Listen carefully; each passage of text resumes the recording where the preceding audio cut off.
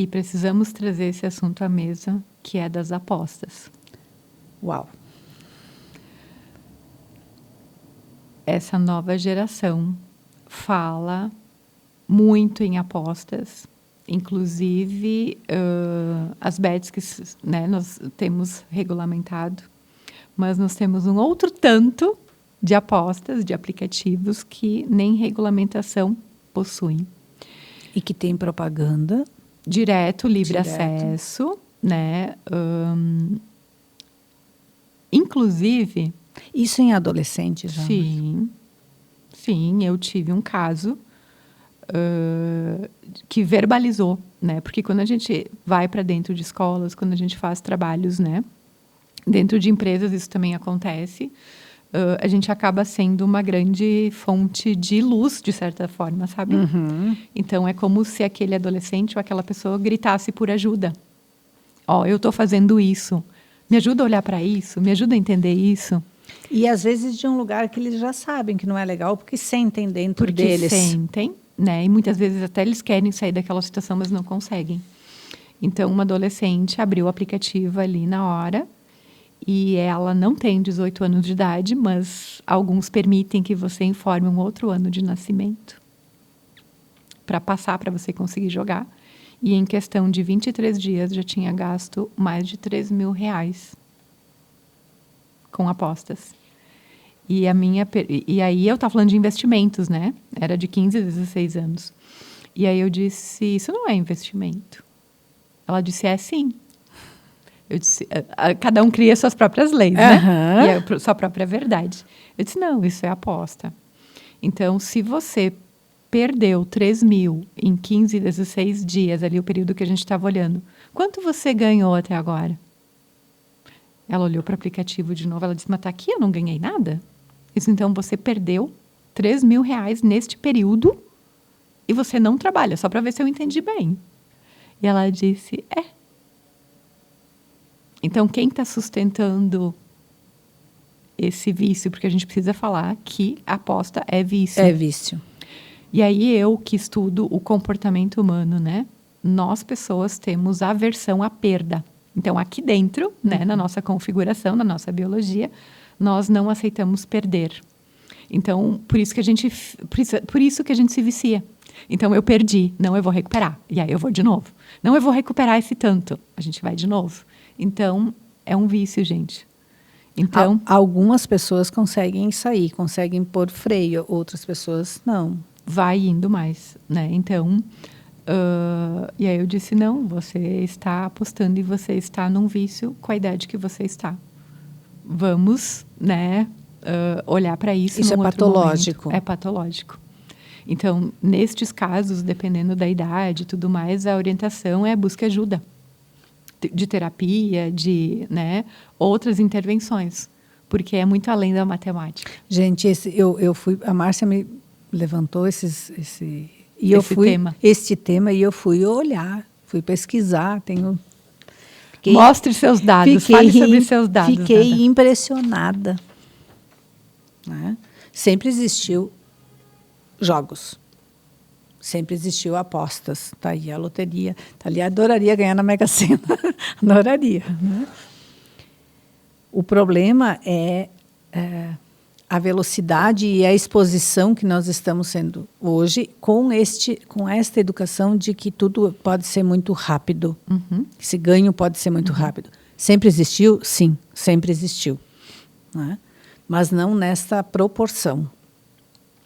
Então, nós estamos falando que no primeiro semestre de 2024, dados da Caixa Federal, das loterias da Caixa, foram arrecadados 12,3 bilhões.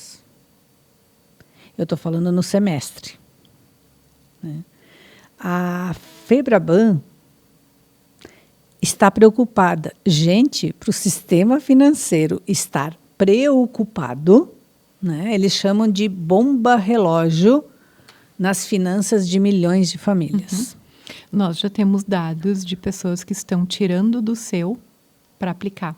Lógico que aqui o nosso tema está da nova geração, porque também já está fazendo parte da nova geração, mas nós temos muitos pais em casa jogando e apostando. Uhum.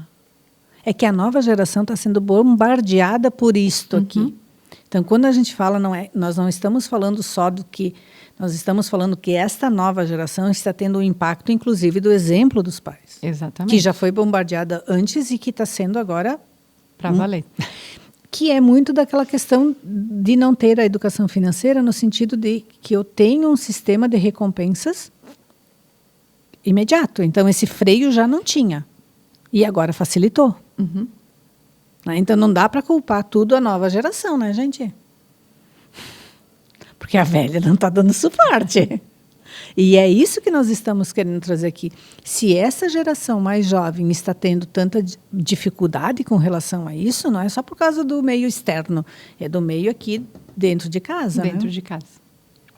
Então, aqui, a FEBRABAN está pedindo para que os cartões de crédito sejam proibidos imediatamente, não só em janeiro do ano que vem, que seria a legislação vigente. Então, gente, isso é preocupante. Usar o cartão de crédito para aplicar. Para aplicar. Para apostar. Não Para é apostar. Vamos corrigir a palavra. Não, é para apostar. Aqui diz assim, o uso de cartão de crédito seja proibido imediatamente para pagamento de apostas. Então, deixar de usar o cartão de crédito nas apostas. Porque a gente acabou usando a palavra investir. Não, aposta não é investimento. Não, e você disse que não é investimento. Exatamente. Então, hoje, os aplicativos, eles permitem que você cadastre um cartão de crédito e você use o seu limite do cartão de crédito para apostar. Nossa. Então, olha a bola que isso aí pode virar. Outro dado que é do Instituto Locomotiva, que diz assim, 25 milhões de brasileiros apostaram nos últimos 6 meses e 86% dos apostadores estão endividados. Me faltam até palavras. Eu queria estar enganada e não queria estar ouvindo isso. Quando eu levantei esses dados, eu fiquei muito preocupada. Eu tenho alguns clientes que têm problema com isto, sério. Eles têm problemas sérios. E tem alguns, você também relatou, né? Alguns empresários que têm funcionários com afastamento por causa de vício. De vício. E aí imagina dentro de uma empresa, uma pessoa, um líder de um setor que está viciado em jogo. Qual a probabilidade dele expandir isso dentro do setor? Como investimento, vai dizer que é investimento. Como investimento. Então, o que é mais rápido? Eu ficar apostando aqui para fazer meu dinheiro ou trabalhar aqui, né, nesse cargo, nessa função, enfim. Então, a gente tem que ter muito cuidado, saibam o que seus filhos estão fazendo, onde estão entrando, até os 18 anos de idade, né? Porque aí, até lá, a gente é responsável por eles. Mas depois também. Eu acho que essa questão, assim, a gente não lava as mãos quando um filho faz 18 anos. Você vai ter menos intervenções. A minha fala seria nesse sentido. Não é abandonar, não é isso. Mas saiba o que seu filho está fazendo. Você precisa saber quando tem que intervir.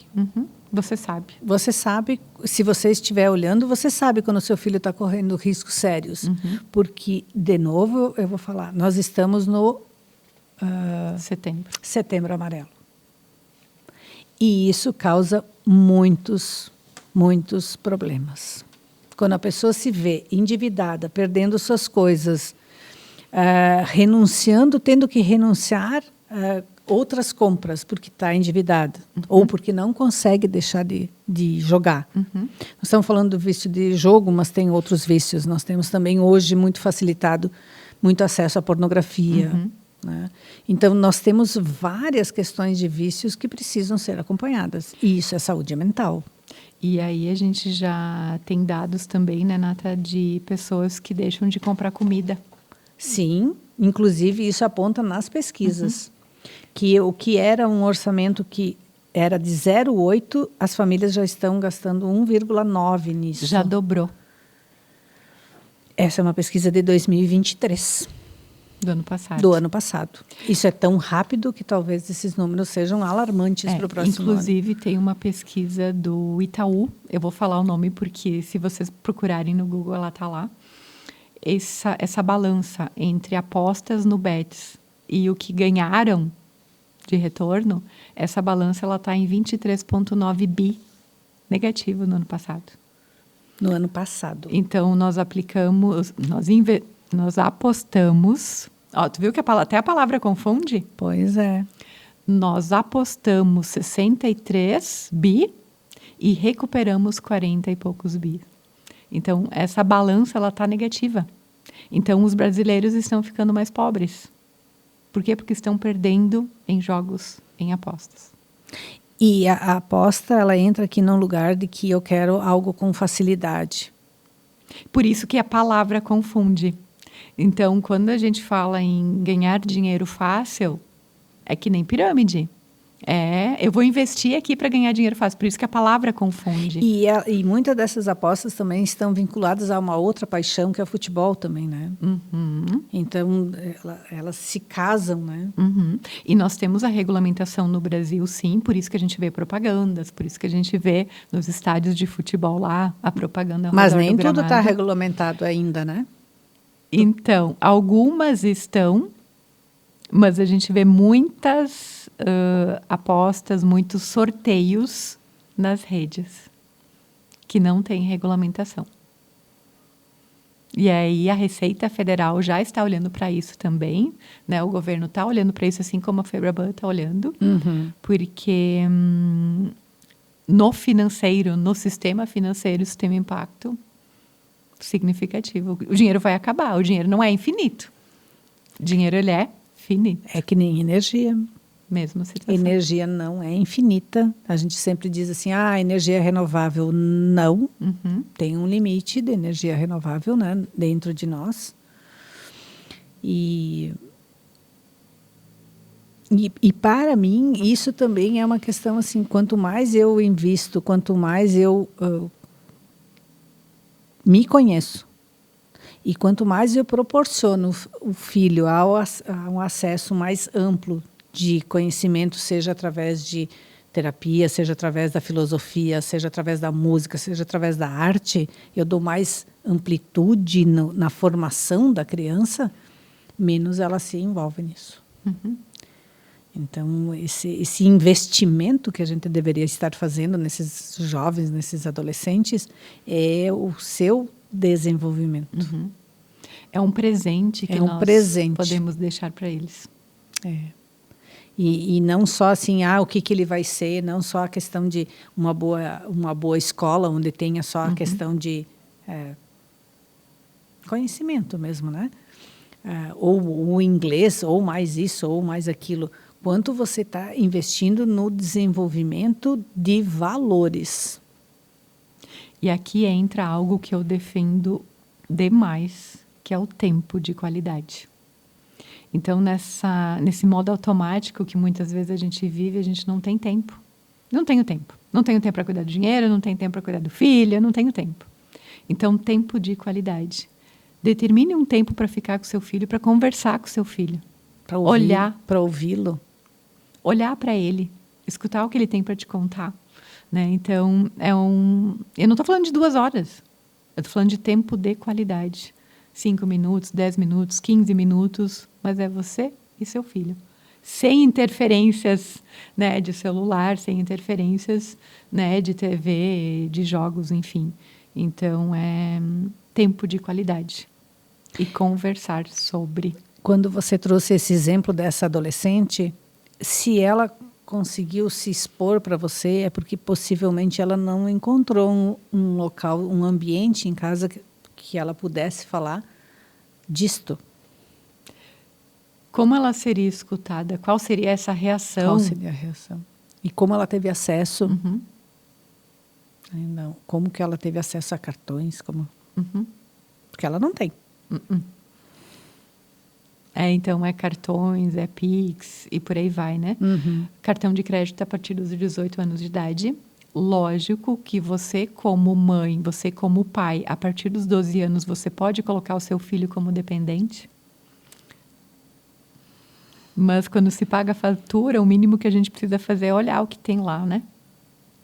Quais são os gastos que estão lá nessa fatura. É uma forma que você tem também de olhar para onde está indo o dinheiro que você está né, de certa forma, ajudando ali o seu filho.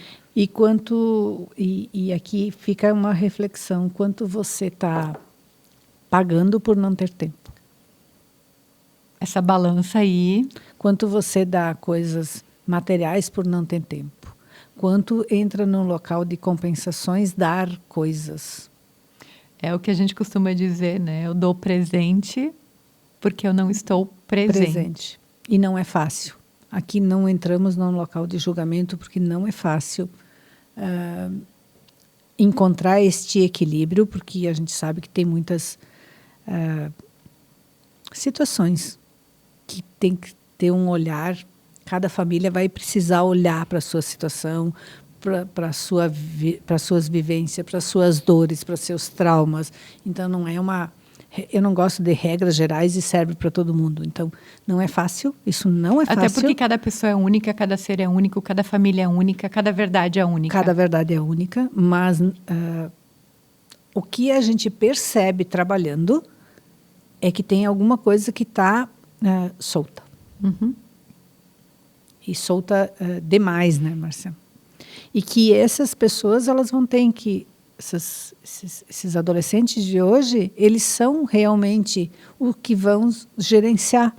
E eles vão nos gerenciar quando nós estivermos velhos. Uhum. Então, o que eu estou preparando?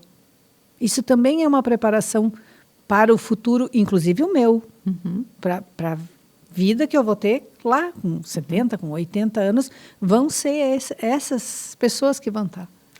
Então, como eu estou preparando também o meu tempo? O meu futuro? O meu futuro. E poucas vezes e raras vezes a gente pensa nisso. E agora, você falando, Nata, preparando o futuro, me lembrei de uma frase e de uma pergunta, na verdade, que eu sempre faço, independente da idade, né? Desde os bem pequenininhos até os maiores, que eu pergunto: vocês sabem como se faz dinheiro? E aí, semana retrasada, uma menininha de 4 aninhos me olhou e disse assim: prof, é trabalhando. Eu só não abracei porque é sobre isso, sabe? Então, eu realmente acredito que é um presente que a gente pode deixar para os nossos filhos, para essa nova geração, explicar que o dinheiro não vem fácil. Fácil no sentido de facilidades de apostas, de multiplicação rápida. E desconstruir um pouquinho isso que a gente vê nas redes, né? Então... É trabalhar contra de novo, né? Uhum. Contra uma ferramenta que é muito forte. Uhum. E aqui não entra só essa questão do dinheiro, né, Márcia? Tudo é muito fantasioso, tudo é muito rápido, tudo... Não faça isso que você vai vender milhões, ou faça aquilo. Gente, é promessa quando a promessa é demais. Dizia minha mãe, quando a esmola é demais, desconfie, né? Até o santo desconfia. Até o santo desconfia. É um ditado antigo, mas assim... sim, eu acho que hoje é mais fácil. Tem mais recursos, tem mais alcance. Uhum. Né? Mas isso não significa que vai ser mágica. Isso não significa que vai ser mágica. É trabalho. É trabalho, entender o processo que leva tempo, né? E pensar também que, Márcia, se essas novas profissões ainda não estão, não surgiram ou vão modificar aquelas que tem, algumas não vão modificar, muitas vão, porque sim, muita coisa vai ser automatizado, muita coisa que a gente faz não vai precisar, mas como você está se preparando e preparando essa geração, que são os filhos. Vamos assumir a nossa responsabilidade. Para que essas pessoas sejam criativas, críticas, seres pensantes e que possam trazer alternativas, já que o trabalho não vai ser repetitivo. Uhum. E aí, Nata, dentro desse trabalho sistêmico, qual é o papel do pai? Qual é o papel da mãe? O papel do pai e da mãe é orientar. É sustentar, é ser recurso. A mãe ensina o interno. Quando a gente fala em interno, então ela ensina o autocuidado. Quando eu consigo cuidar do meu corpo, quando eu vou para a academia, quando eu cuido da minha alimentação, quando eu cuido dos meus exames, quando eu cuido da minha saúde mental, Eu estou cuidando do interno, então eu estou tomando a mãe. Tem uma confusão nessa coisa de tomar a mãe, né? O que é tomar a mãe? Eu tomo a função mãe para mim. Então, como eu quero... Ah, mas a minha mãe não me deu. E como você se trata hoje? Né? Então, isso é tomar a mãe. E o que é tomar o pai? O pai, ele é yang, né? E aqui eu não estou falando da figura do pai, tá? Eu estou falando da função pai. Ele nos mostra como nós lidamos com a vida externa. Então, como a gente lida com o trabalho, como a gente lida com as questões fora de casa. Com a minha prosperidade, com a gestão do dinheiro, com a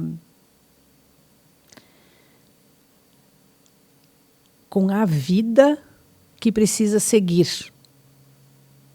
Né? Então, tudo que é fora é a gestão do pai, com o incentivo, com a motivação, o que diz assim, vai, ou aquele que diz o limite, ou que diz aqui não. Quanto eu tenho esse limite, quanto eu tomei essa responsabilidade para mim. Então, a função do pai é mostrar isso. Tem um livro que eu gosto muito do John Garriga, adoro ele, que ele diz a chave para uma boa vida. Aliás, uma indicação para vocês que têm filhos, né, adolescentes. Esse livro é maravilhoso, que ele diz que a chave da boa vida é os pais entregarem a chave para o filho e dizer, agora é contigo. Eu estou aqui.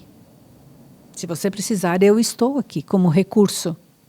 Né? Tanto que a gente faz, né, na constelação, a gente diz os pais estão atrás de nós, como recurso. Eu não estou atrás deles. Eles não estão na minha frente, nem do meu lado, porque eu não tenho o mesmo, não estou no mesmo nível, eles estão atrás de mim e estão dizendo, a vida é para lá. Então, este é o papel. A vida segue e precisa seguir. Então, quando eu digo assim, não, mas o meu filho fica em casa, por que ele vai sair daqui? Ele tem tudo. Porque ele precisa aprender. Porque ele precisa aprender que para sair de casa ele não vai ter tudo que ele tem dentro de casa, porque aquela é a conquista dos pais. Ele precisa fazer a sua própria conquista, porque aí ele vai desenvolver a autoconfiança. E ainda nós temos um monte de gente na internet ensinando como desenvolver a autoconfiança. A autoconfiança começa por isso. Eu ter aquilo que eu posso sustentar, dar o passo que eu posso. Então, você vai dar um carro de 100 mil reais, ele tem condições de manter esse carro? Não, mas eu ajudo. Você não está ensinando. Porque não é conquista dele, é conquista sua. E aí ele não vai ter autoconfiança nele. Ele nunca vai se sustentar nas pernas dele. É muito além, né? É muito além. Então, de novo, gente, é o óbvio. E o óbvio precisa ser dito. Então, quando a gente facilita a vida de um filho, a gente mata aquele filho na possibilidade dele fazer essa grandiosidade, descobrir essa grandiosidade que tem dentro dele. Que lindo, Nata. E é por isso que me encanta a constelação. E isso é o que fala a medicina chinesa também.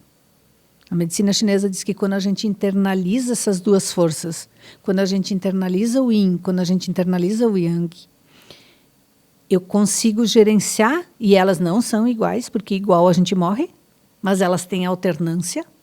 Então, tem horas que eu vou precisar cuidar mais do interno e tem horas que eu vou me dedicar mais para o externo.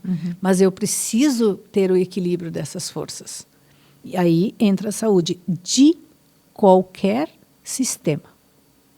Independente. Independente. Por isso que a gente diz assim, que bons indivíduos saudáveis, fazem uma boa sociedade.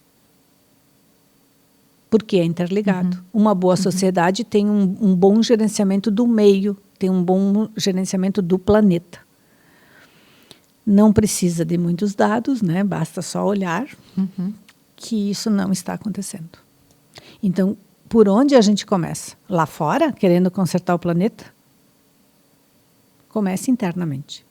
Vamos cuidar do nosso lar, da nossa casa. Isso. Vamos começar por nós. Se cada um de nós, se cada um que ouvir isso, passar isso para mais 3 pessoas, nós já vamos ter uma comunidade grande de pessoas que vão entender e vão internalizar isso. vão se comprometer com isso. A autorresponsabilidade. A autorresponsabilidade. E nós começamos a mudar uma sociedade. É assim que a gente muda. Sim. Tem. Vai levar tempo? Vai. Tem grandes revoluções para ser feito? Tem, mas faça antes a grande revolução dentro de você. Essa é a maior revolução que a gente pode fazer. E eu diria, de fato, é a única que a gente pode fazer, né? O que cabe a nós. O que cabe a nós. E a grande revolução que a gente pode fazer é dentro da nossa família também, né? Dentro da nossa casa. Cuidando da nossa relação e da relação que a gente tem com os nossos filhos. E se seu filho já é grande, como a minha, né, ainda tem aprendizado. Até onde a gente interfere, quanto que a gente tem que acompanhar, quanto a gente tem que deixar o nosso ego do lado e dizer assim, sim, vai ser um tempo difícil. E a gente passa a ser recurso e não solução. Porque a solução tem que vir da pessoa. É isso, Márcia. Muito bem. Eu me empolgo quando eu falo desse assunto. E precisamos desse olhar para essa nova geração, né, Nata? Precisamos. É latente, assim, tá gritando. Então, vai dar mais uns podcasts aí para frente. Márcia, se alguém quiser fazer esse trabalho com as crianças, com as adolescentes, eles contratam a tua empresa, Márcia? Sim, a Fortunize trabalha com educação financeira tanto para famílias como de forma individual, né? Então, e escolas. Escolas e entidades também. Também. Olha, então fica a dica aqui. Já temos uma profissional maravilhosa que pode ajudar vocês nesse caminho, seja em instituições ou seja na sua família. Na família eu acho bárbaro, tá? É bem legal de trabalhar em família, em casal, em família. Lógico que a gente precisa deixar claro aqui também, né, Nata, que tem assuntos que a gente não envolve a criança ou adolescente. Sim. Assim como foi o exemplo que você deu antes. Eu tenho um cofrinho para solucionar aqui o problema.